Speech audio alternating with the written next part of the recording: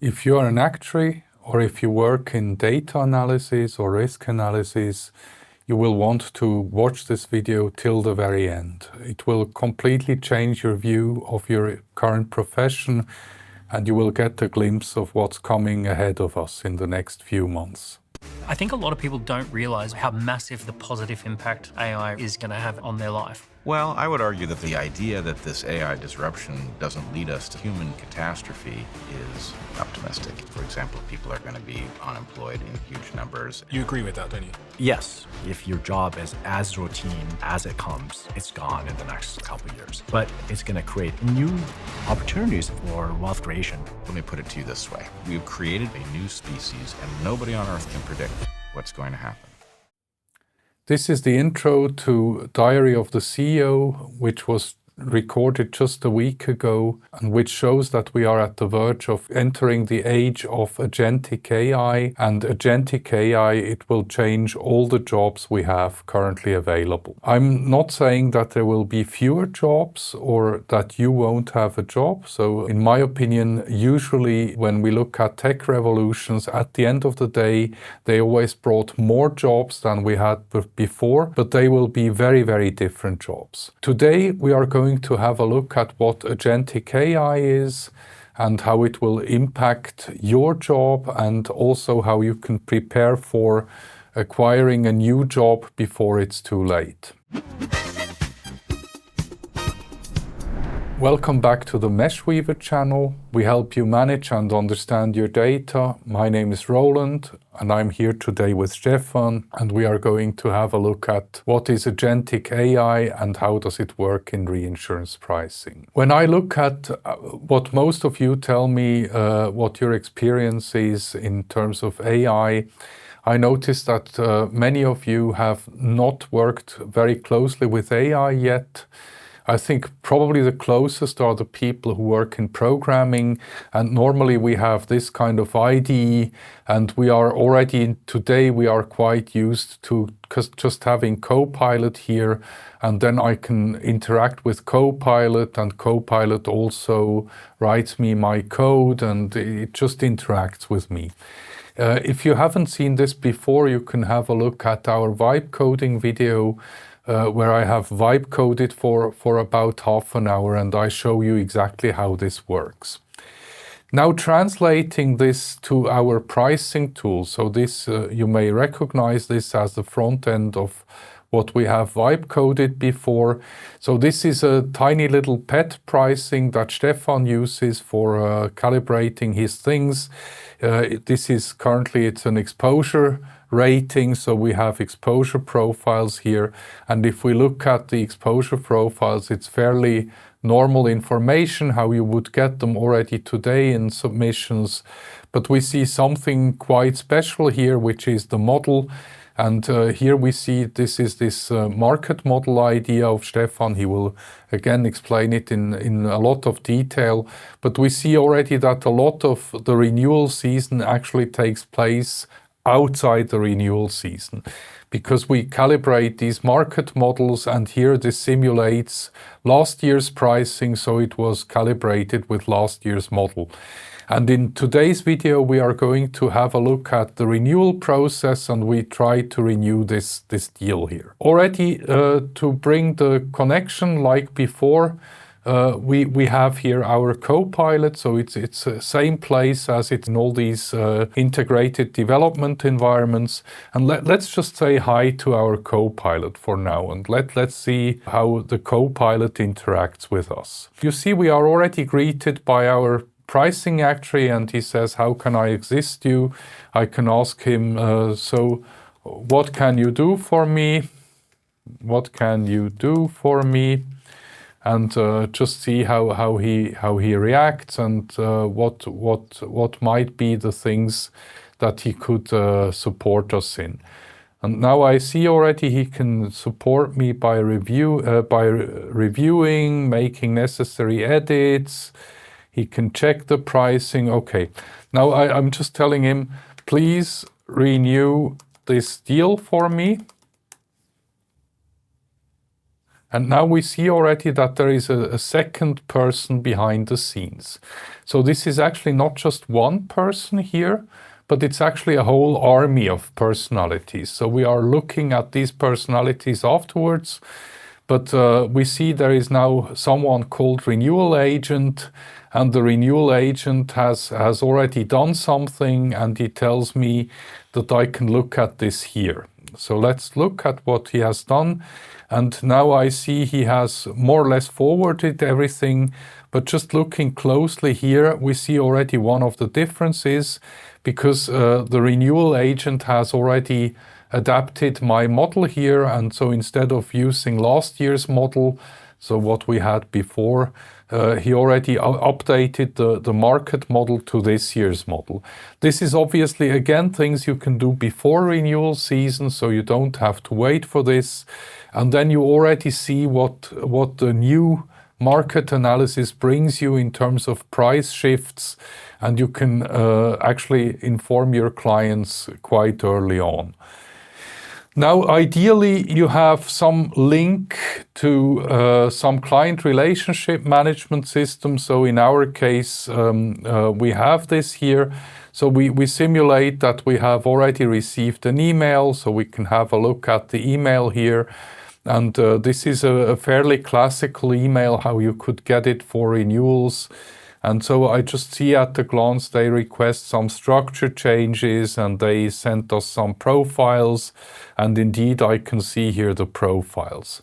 But you know, since we are too lazy to read emails nowadays, I'm just asking Copilot, please summarize the submission information for me. So now the Copilot goes and it loads actually all these documents into its state, and it analyzes them, it loads the current deal, and now it comes back with an analysis of what it finds out and what files are included. So here it quotes me the risk profiles that I got, and then it says, if you have any further questions, so I can instruct it. So give me the steps to update the pricing. So he should do some work and not just let me do everything.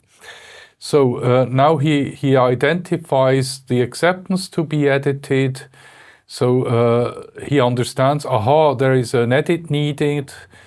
And then also he says,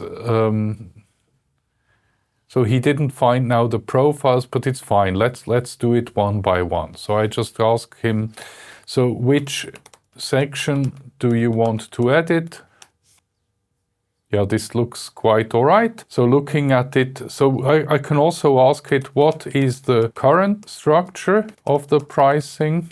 And then you see, so it's without navigating away, I have now a lot of people here in the background who can just go and summarize this for me. So now let me just tell it, okay, please proceed and update the attachment point and limit of section 1. So this is what's written in this email. So if we look very closely, they indeed write that they would like not to have these sublimits as we had before, but they would like to have a consistent attachment point and limits everywhere. Now we can also move back to the overall structure, and then we will actually see when Copilot has done the edits, then the view will just hash. Yes, so we have seen here that it has updated this, maybe also to just say why it takes a while to update. So I gave it actually quite a lot of instructions in the background that it really needs to check that everything is fine, that we reference only reference data which is being used. And so it's not just doing these changes, but it's actually validating the entire structure of the deal. Okay, now we have received these risk profiles I saw, so please update the loss models with respect to the files we have received in the submission. And now we can have a look again here at the risk profiles. So we see here currently For instance, this number here, we have the 19,000, etc. So again, he asks me if it's okay. So this is also how you can always gain control over what it's doing. So you can ask agents to first tell you what they are doing, and then only then they will actually apply the changes. And also at this step, I could now still interact with the agent, so I could tell it, no, it's not what I want, and do something slightly different. But then at the end of the day, I just tell it to proceed. Now again, it takes a while because it needs to really go and update and verify the whole contract structure. And once it's done, we will see that the view just hashes, and here the new numbers will appear. Again, Copilot tells us the main changes it has done, and indeed we check here and we see that now the profile has updated and we have new numbers here.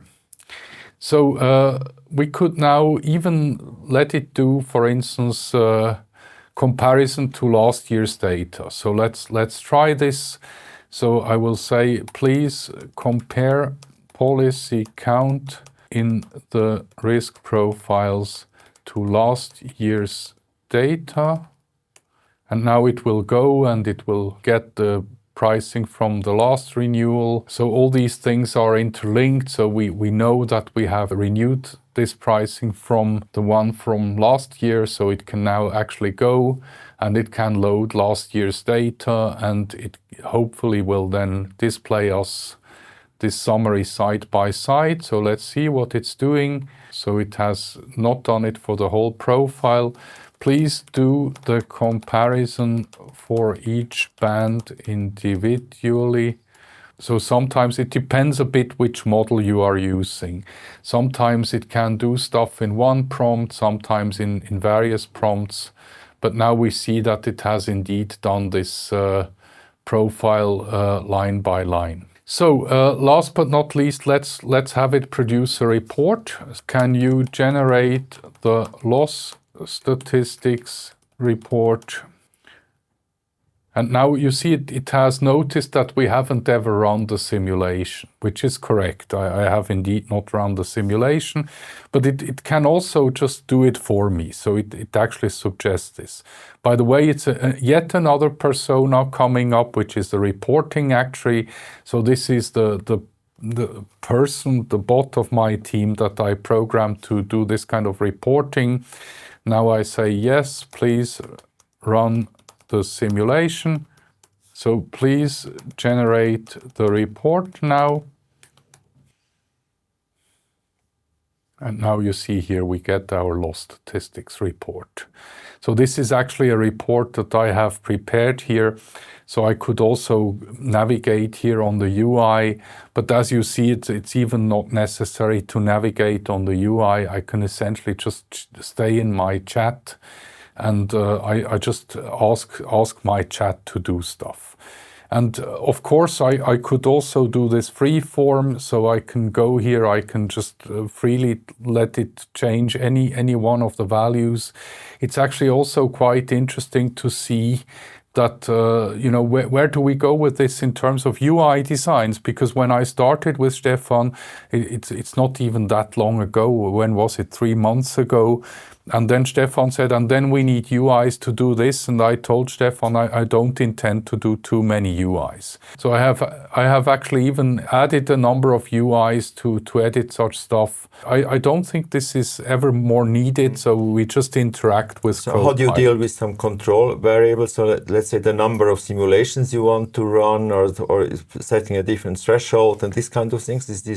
I guess you still need some UI where you can enter these fields, or do you think this is also doable with the communication with the agents? I can say run the simulation for 1,000 simulations, and it will do it. You see, so I can even pass this kind of parameters here. And so if we look now at the simulation tab, then you will see that it has indeed chosen 1,000 simulation for us. So let me do the proof. So run 2,000 simulations now, And then you will see maybe it doesn't live update. Maybe we have to navigate. Oh, it even live updates, you see, and it has changed the 2000 here. So it's quite fascinating. So I currently don't see any limit. So it's really about to try out which model can do what for us. So here I took one of the least powerful of the universe, which is GPT-4o Mini, which was released more than a year ago. I would always stay in this kind of small language family, like mini models or even micro models. But I noticed that when I go to, say, O3 Mini or O4 Mini, it's already much more powerful. And currently, I really don't see any limits for what it can do. But what you did is you trained this small language models. So basically, you said, yes, you had to tell them. You have even different agents, so to tell each agent what it is responsible for and to give them kind of a job description, if you want to put it this way. I mean, you also talk about people at some point, so it's like similar to assigning different tasks to different people, or is it not comparable? It's very comparable. So the best analogon that I can give in the article that I published, I put a couple of pictures that I think is representative for what I did. So one of them is the picture of this conductor with the orchestra. And so you see, I laid out the track. It means, of course, you know, it's an assembly, like we have here, the assembly of all these voices that come there and play an instrument each. So yes, I had to train everyone on their instrument, but then also I need to orchestrate that they all come together and play the song at the same time. So it's a huge orchestration exercise, if you will. And I often thought, what is now actually my job? You know, so what am I doing? And this is also for you out there. You know, we want to also show you what could be future careers. So what are now the new jobs emerging? And as you saw, one of the jobs that will go away is the job of the data clerk. But now what comes is a job, for instance, to do this kind of orchestration. And I thought to myself, so what would be the ideal training? Would it be mathematics? Probably not. I didn't do much with mathematics. So it's organizational development, and it reminded me a lot. You remember when we had to outsource things to nearshoring unit or offshoring unit or India or whatever. So we had to always write manuals which gave instructions on what they had to do. So it's very similar to this kind of job, but with the exception that in reality we could never test this, right? So we had to take a team, and then we gave this team the instructions, and then we kind of prayed for the best that they would somehow do it and work with us. And usually it was, at least at the beginning, it was super inefficient the way we did. Now this here I can test. I can implement this in a unit test. Then I can give it several cases. I can let the team play through all these cases. And then I notice exactly where instructions are good and where they are bad.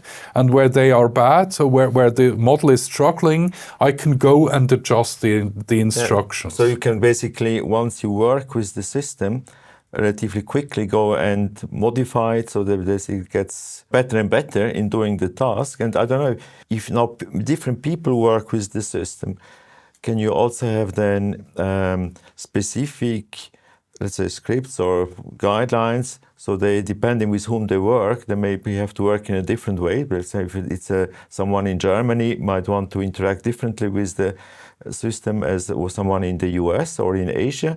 So this flexibility, I guess, is also possible. It's virtually anything that you can put in terms of language. Mm. And you see, this is the main difference between working with humans and working with bots. When you work with humans, you cannot throw a manual at them with 2,000 pages and expect them to understand every of the 2,000 pages. But that's exactly where LLMs are super good, right? So I can give them 1 million pages and let them memorize. So in this sense, you can also do all this exception ruling in the manual that you give, and even for everyone. And you can say, and if the username starts with A, you behave like this. And especially if you take a bit more powerful models like O4 Mini, they are perfectly capable of dealing with millions of pages of content that you give them. And I think we're here only at the start. I can at least imagine, I don't know if this is going to happen soon, but in principle, once you interact with the system, it could take this interaction also as a learning basis and adjust itself, right? So then in the future, it will be more effective in interacting with you. Yes. So there is a lot of research ongoing. So Microsoft has just released a lot of material on this, on how to post-train and how to adjust, your organization to this. And there are also, this is called fine-tuning. It's a big topic in AI, how you can fine-tune and how you can put reinforcement learning on top of everything you do, etc. Now, I think we came already quite far, so maybe let's stop by looking at one of the statements that Satya Nadella has spoken at the LlamaCon. He was in the closing session interviewed by Mark Zuckerberg. And so let's look at this quotation here. I would say it's a pretty existential priority, quite frankly. The world needs sort of a new factor of production, an input that allows us to deal with a lot of the challenges we have. And the best way to think about it is, hey, what would it take, let's say, for the developed world to grow at 10%, right? Which may have been some of the peak numbers during, let's say, the Industrial Revolution or what have you. And for that to happen, then you have to sort of have productivity gains in every function, right? In healthcare, in retail, in broad knowledge work, in any industry. And for that to happen, I think AI has the promise, but you now have to sort of really have it deliver the real change in productivity. And that requires software and also management change, right? Because in some sense, people have to work with it differently. People always quote what happened with electricity, right? It was there for 50 years before people figured out that, hey, we got to really change the factories to really use electricity differently, right? And that is the famous Ford case study. And so to me, we are somewhere in between. I hope we don't take 50 years. But I do feel that by just thinking of this as the horseless carriage is also not going to be the way we're going to get to the other side. So it's not just tech. Tech has got to progress.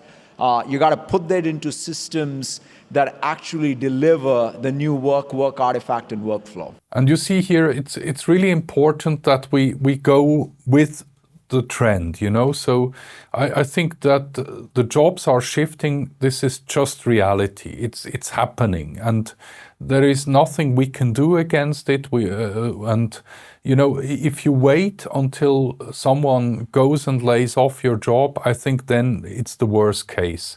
So I would really ask you to embrace the change now.